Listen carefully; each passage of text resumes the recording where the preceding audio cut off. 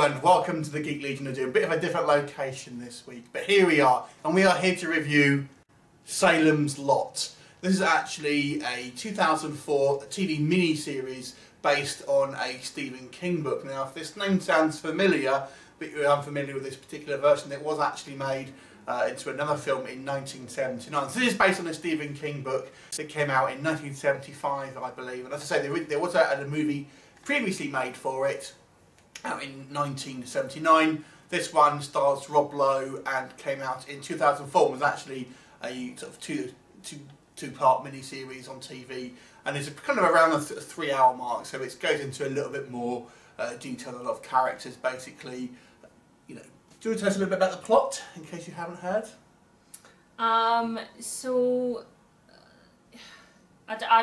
I'm not going to lie, I've never watched the original one, but yeah, the plot's obviously all about this little village called actually Jerusalem's Lot, and it's just about kind of this strange kind of odd couple kind of move in, and things start happening once they move into this old mansion at the top of the hill.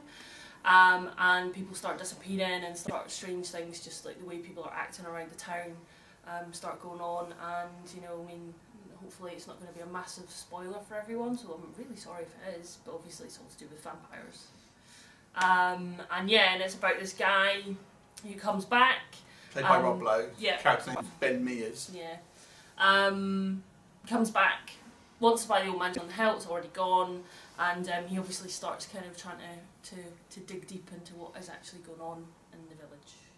Okay, so essentially the focus really is on Rob Lowe's character, Ben Mears, but it does actually have quite a lot of time sort of fleshing out backstories of other characters as well. I mean, actually, with a lot of Stephen King books, there is quite a lot of characters, and each of them have kind of, you know, at least a limited amount of sort of backstory. And we kind of introduced this kind of I guess the first half of this TV movie or sort of TV series, however you decide to watch it, is more or less just kind of setting up the backstory of all of these characters.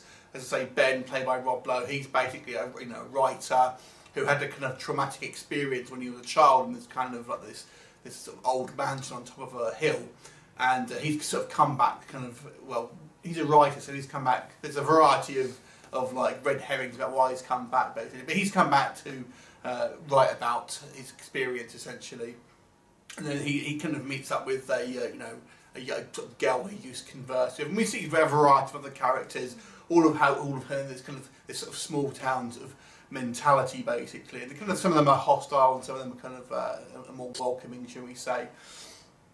And yes, then basically the crux of the story is that this old house has been bought to house this ancient vampire, and of course, as the story progresses, more vampires are created, and essentially the town is invaded by vampires to some degree.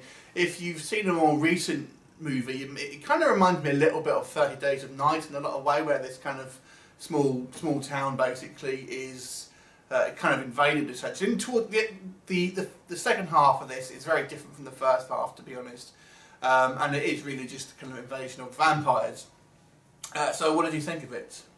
What's your good points and bad points? The bad points, Rob Lowe's acting. He just has one steady emotion the whole way through, and I just felt like his acting was really, really bad. In fact, to be fair, quite a few of the actors in it were pretty bad. Good point. There's quite a lot of people in it,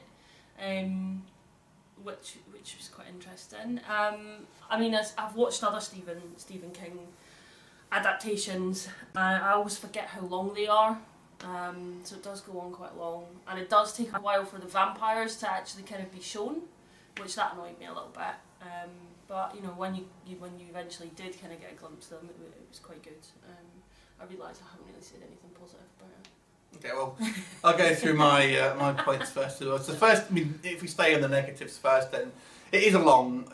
I guess it's because it was made as a TV movie, and the first half really drags because it fleshes out a lot of sort of secondary characters that, to be quite honest, really don't need this kind of backstory. I mean, near enough everyone in this kind of, I'm just going to call it a movie, has some kind of backstory, even the bus driver and things like that, and all these sort of characters. There's kind of group of 3 friends and things that a lot of them just canon fodder, to be quite honest. So, do you need backstory in all of these people? I mean, the film focuses clearly on Rob Lowe, and he's your hero. So, do we need to kind of flesh out as everyone's and a lot of programs and TV shows will be criticised for having not enough characterisation, but I think this kind of beats around the bush too much. I think a lot of it is too stretched out to make it this kind of like this mini-series length, basically.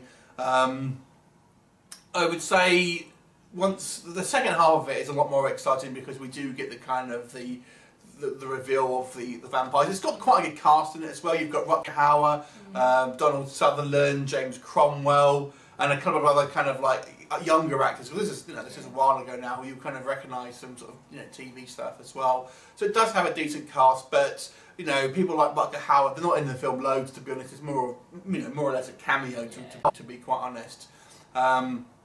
The vampire effects themselves are a mixed bag. I find I actually quite like some of the way that they're kind of creeping around, and they almost look like kind of Exorcist type things, and they're bending over backwards. But I think sometimes as well it kind of looks obviously wire work. Just the way they sort of jump out, it kind of looks like they're just literally being lowered on wires and things like that. And the story was written in 1975, so it has been kind of modernised to kind of fit more into this kind of the modern era with modern technology and things like that. So I can't really compare it to. I haven't read the original book or seen the kind of the first incarnation of the film, so it's difficult to compare. To be honest, but I know the original movie is more well sort of loved, and they don't look like the Nosferatu type vampires that we sort of see in the original film. At least I've seen in the cover and stuff. They're more. They seem to have like CGI fangs. Yeah, they do. Which I thought was maybe a little bit unnecessary, to be quite honest. But I actually still quite enjoyed it. I think it could have been shortened to make it a more punchy film. But nevertheless, I actually quite still enjoyed it. I thought it was, especially the second half when that sort of gets going and stuff. I thought it was pretty good. I think maybe some of the kind of story threads are left hanging somewhat. There you go. Anything else you want to say? Would you give it out of 10? Out of 10? Oh, I like a lot of other Stephen King stuff, but I have to admit, like, this kind of remake was quite a bit of a letdown for me, so probably only a 5, really. Oh. I'm going to give it a 6.5 out of 10. I thought I actually quite enjoyed it, but I do think there was room for improvement. Have you seen Salem's Lot, the 2004 version? If you have, what did you think of it? Leave us a comment, and we will look forward to seeing you next time. Bye for now.